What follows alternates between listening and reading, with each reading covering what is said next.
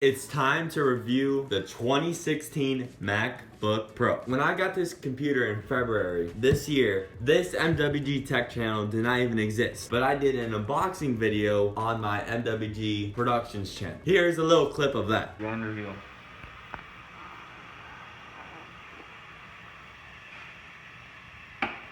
Oh my god. So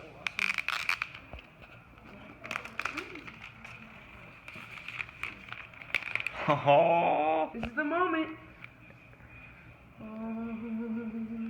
We've come a long way since that unboxing video. I would like to say that we've upgraded in quality. That's almost a guarantee. But now let's start to get into the review. I have the 2016 13-inch MacBook Pro without a touch bar. Without the touch bar, because without the touch bar, you save $300. And I'm gonna be honest, touch bar isn't that good. People say it's a gimmick. I'm not gonna agree on that stance, but it's not that useful of a feature. I would sure love to have the touch bar, because with the touch bar, you have all those options with touch, but you also have that Touch ID option, which is nice. Even though Touch ID is not going to be on the iPhone 8, it's on the MacBook Pro. I got this computer for $1,300. This exact same form factor with the touch bar goes to $1,600. That's an extra $300 just for a feature that's not that important. But with that $300 upgrade, you do get some better specs though, but I don't think it's worth it. And if I'm gonna be honest, I don't think this computer is worth it for your money. If I were buying a computer right now, this second, I would have two options. If I wanted it really badly and I wanted to get it right now as soon as I can, I wouldn't get this 13-inch MacBook Pro, although it's great, I'll get into that later. I would get the 12-inch MacBook. The 12-inch MacBook, I'm pretty sure is $1,200. Yes, you're saving $100, but you're also getting a lighter and more portable laptop. I didn't realize when I was getting this, but this MacBook Pro is actually heavy.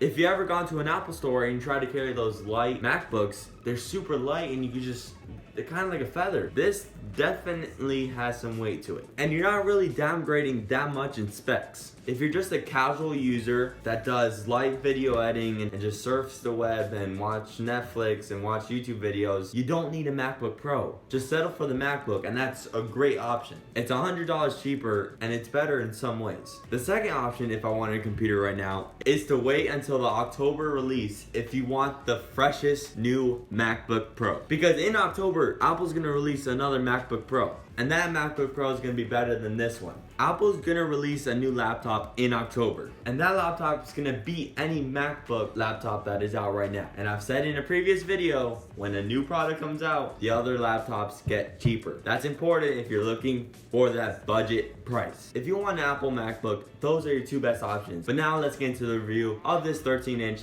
MacBook Pro without a touch bar. When you think about this year's MacBook Pros, you think dongle city, because this year's MacBook Pros gets rid of USB ports, gets rid of MagSafe, gets rid of the SD card slot, gets rid of Thunderbolt 3, gets rid of all these legacy ports and moves to USB-C ports and one headphone jack that really shouldn't be there. But I guess it's a Pro laptop, so they have to keep it on there. Apple, you have to stay consistent. USB-C is practically the only port on the MacBook Pros, and that's a great thing. Sure, you have to use dongles.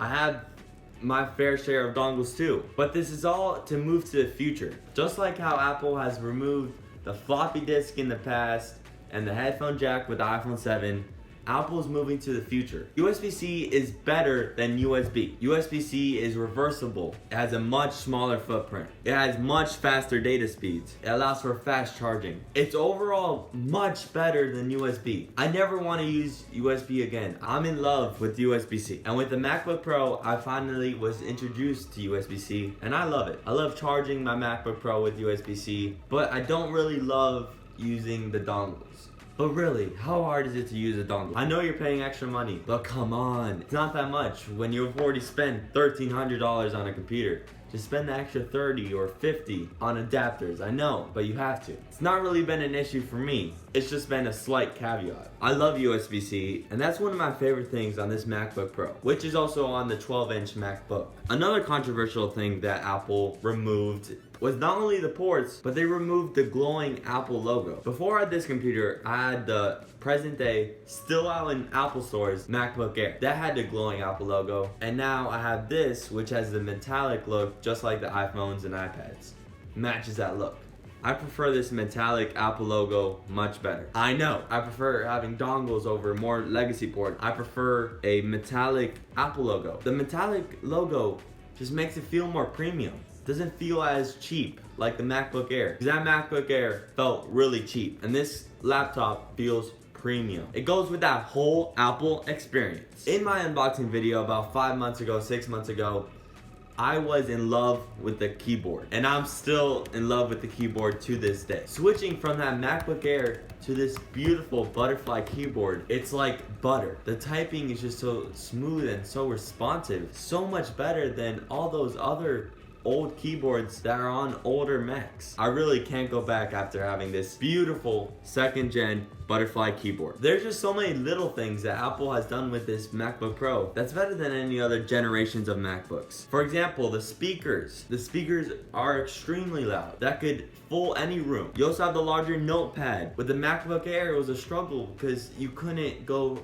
from edge to edge with that notepad. Now with that expanded notepad, plenty of room to do all the tasks you need to do. One of the last things I want to touch on is that display. When you're going from the MacBook Air to a MacBook Pro 2016 edition, the display is night and day. On that MacBook Air, there's huge aluminum bezels on each side, and the screen is nowhere near 4K. And on this computer, I could actually watch 4K videos. So I could watch Marcus Brownlee in his glory of 4K videos. With this computer, I can truly appreciate 4K. And man, 4K is great. To sum it all up, this computer is absolutely great. It does all the things I needed to do. I watch the 4K videos on YouTube. I edit my vlogs and tech videos on iMovie perfectly nice and smooth. I listen to music loudly with those speakers. It does everything I need it to do, but it comes with a price, and that price is $1,300. It's much better than any MacBook Air. It's a step above the MacBook. But if you're looking for the budget price, get the MacBook. But if you want an extra premium product, get the 13-inch MacBook Pro. You cannot go wrong. I'd love to hear your thoughts on the MacBook Pros in the comment section below, and I'll see you in the next one.